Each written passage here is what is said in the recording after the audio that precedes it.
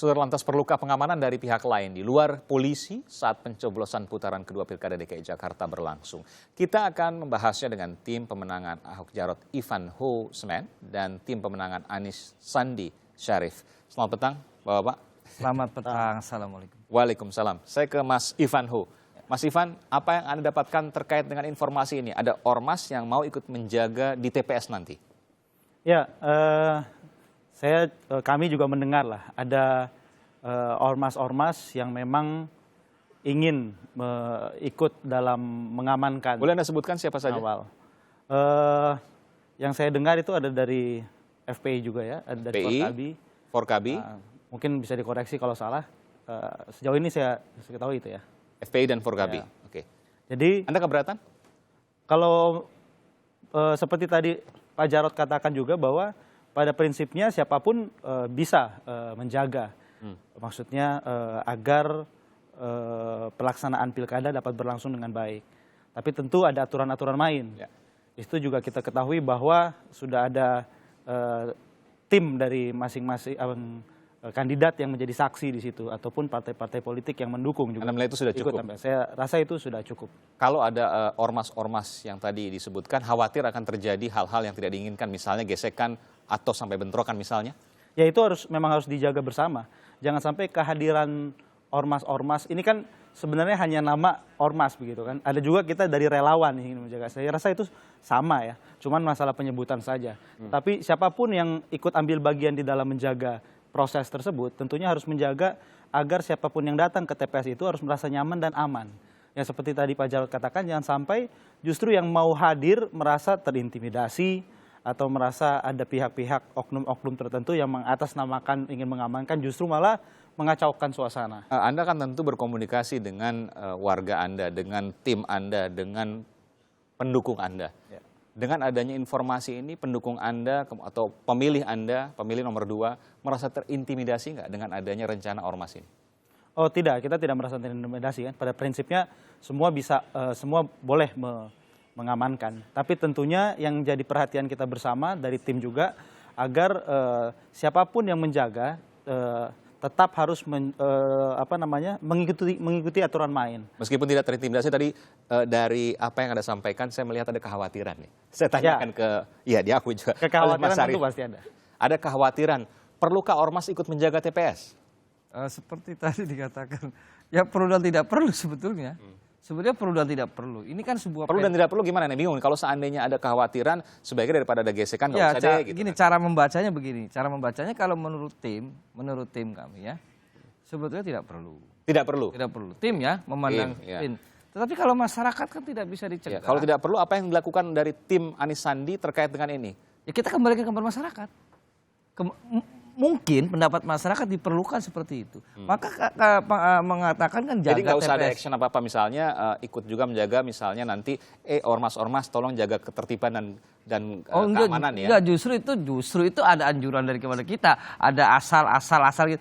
Ya artinya biarkan saja masyarakat. Ikut partisipasi supaya menjaga jangan sampai ada kekhawatiran nanti di TPS dari tim Anies Sandi. Enggak. Begini. Kan tadi dikatakan Pak Jarot sendiri, asal tidak gaduh. Menurut saya melihat Pak Jarot agak sedikit negatif thinking gitu. Negatif tadi kan boleh asal gitu kan. Boleh asal. Asal gitu. Mestinya positif saja. Boleh dengan tertib. Jangan asal gitu ya. Boleh asal. Boleh tapi nggak usah positif thinking aja.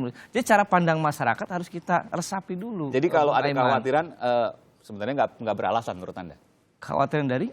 Dari tim pasangan nomor 2 jelas. Oh saya belum tahu, belum tahu.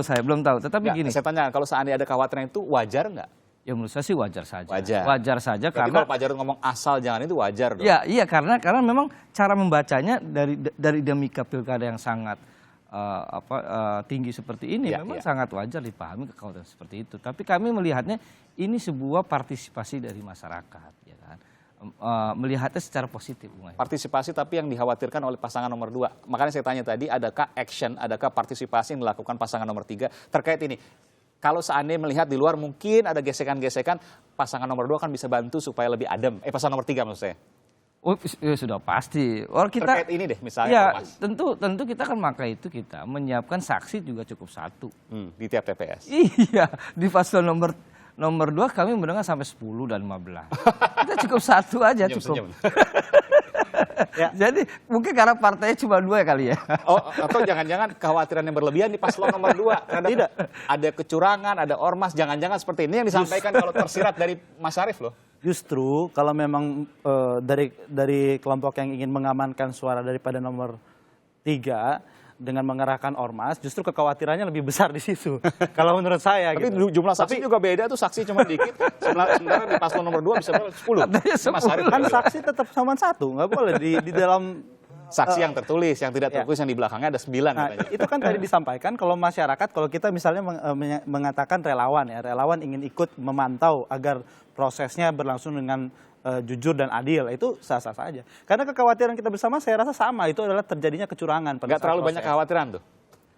Saya rasa kekhawatirannya sama, terjadi kecurangan. Itu pun bisa dalam bentuk yang lain, misalnya intimidasi dan sebagainya, itu kan bentuk daripada Karena kecurangan. kalau bicara kecurangan kan bukan domain di pasangan nomor 2 saja, atau nomor 3 juga merasa ada dicurangi. Betul. Jadi saya rasa karena pada putaran pertama juga kan ada banyak pemilih-pemilih kita yang akhirnya tidak dapat mencoblos karena kehabisan kertas suara atau batas waktu yang akhirnya sudah lewat dan lain sebagainya. Saya rasa semua mengalami hal seperti itu. Dan kemarin makanya kita juga menyampaikan agar panitia penyelenggara berikutnya mengantisipasi hal tersebut, khususnya terkait dengan kertas suara dan lain sebagainya gitu. Jadi saya rasa kita memiliki kekhawatiran yang sama. Nah, terkait dengan ormas harus menjaga atau tidak, saya rasa itu hanya tadi yang saya sampaikan adalah penamaan saja. Kita misalnya relawan ikut memantau dan lain sebagainya. Bagaimana juga kompetensi daripada saksi yang didorong dari masing-masing kandidat memang harus dibekali cukup. Dan juga saksi-saksi luar misalnya dari partai politik yang ingin ikut memantau, saya rasa harus dibekali yang cukup. Tidak bisa kita pungkiri juga bahwa pilkada kali ini begitu luar biasa. Banyak sekali akal sehat yang hilang. Dan tentu menjadi sebuah perhatian. Yang saya ingin tanyakan kepada 2 paslon di sini adalah 2 tim dari paslon di sini. Apa partisipasi masing-masing pasangan calon? Kita lihat kemarin ada proses di mana orang yang kemudian ditolak untuk sholat jenazah pertama. Kemudian ada Pak Jarod misalnya yang ditolak untuk masuk padahal merupakan undangan dari haul Presiden RI kedua Pak Soeharto almarhum. Yang ingin saya tanyakan, partisipasi pasangan calon nomor 2 tentu untuk membuat hal yang lebih adem, hal yang lebih sejuk seperti tagline yang dimiliki oleh pasangan nomor 2. Apa sih partisipasi yang akan dilakukan ke depan supaya kita nggak mendengar hal-hal seperti ini lagi? Aksi realnya apa? Pasangan nomor 3, maaf. Justru dari Anies Sandi misalnya terakhir kemarin ya di Atin dan sebelumnya Pak Anies Sandi menghimbau 3 hari sekali bahkan 2 sekali menyebarkan satu himbauan untuk soal misalnya tidak mensolatkan jenazah yang dianggap sebagai munafik, ya, orang-orang munafik. Itu bukan ditujukan kepada pendukung Ahok sebetulnya.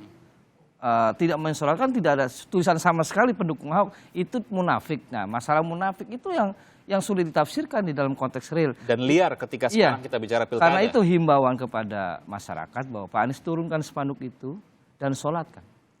Dan Mas kemarin Anies sendiri yang akan menyolatkan? enggak, himbauan tentu kan dia orang mobil ya. Kalau seandainya ketemu Mas Anies akan menyolatkan, tapi kalau tidak timnya pun bisa menyolatkan. Itu terjadi di Setiabudi. Terjadi Setiabudi begitu tidak ada. Rupanya ada kejadian satu yang saya catat. Justru ambulannya pakai Gerindra. Ini kita bicara nenek Hindun ya? Iya, di Setiabudi. ambulannya Gerindra yang nyolatin orang PKS dan bisa diselesaikan. Dan itu valid itu ya data itu? Dan valid, dan itu ada fakta-fakta yang dikaburkan ya bahwa di situ kita terlibat bagian dari kelompok orang yang ternyata tidak. Itu himbauan Pak Anies. Dan kemudian himbauan yang kedua, Pak Anies mengedepankan tentang pendekatan akhlakul karimah di dalam kampanyenya. Dan memang sejak awal kita kan menciptakan yang namanya demokrasi sejuk. Tahu kan demokrasi sejuk apa itu? Sejuk, enak. Sejuk, enak, semua pihak bisa duduk tenang. Dan gitu ya. Konsep itu, aksi itu, partisipasi itu akan terus dilakukan ke depan? Terus terjadi kemarin di Atin misalnya tadi menyebut ya Pak Jarod diteriaki. Justru kita membuat ruang tersendiri buat Pak Jarod supaya bisa masuk. Itu yang buat dari Gerindra? Himbauan dari berbagai medsos kita, jangan seperti itu. Ternyata masyarakat bisa mendengar himbauan kita. Oke. Walaupun dijemput juga sama panitia ke depan. Iya, itu dijemput. Mas Ivan, kalau dari pasangan nomor 2 supaya kita ke depan tinggal 1 bulan lagi kurang lebih sampai pemilihan, banyak orang yang juga mudah-mudahan cepat deh Pilkada 19 April supaya akal sehat nih kembali lagi di bangsa kita, di warga Jakarta terutama. Ya, terkait dengan tadi masalah mensolatkan jenazah, saya rasa ini udah persoalan yang lebih besar lah di atas itu. Ini persoalan kemanusiaan juga. Saya rasa khususnya dari tim kami juga sudah mengatakan apabila itu terjadi, tim kami siap untuk mensolatkan seperti itu. Jadi ini jadi pembelajaran demokrasi buat kita semua. Saya rasa bukan hanya untuk Jakarta, tapi seluruh Indonesia bahwa ya itu dia, demokrasi sejuk itu bukan hanya sebatas wacana, tapi pelaksanaan. Itu yang kita harapkan. Bagaimana pilkada ini bisa berlangsung dengan dengan baik, dengan sejuk, dengan kata-kata apa juga, dengan sejuk, dan tentunya juga tidak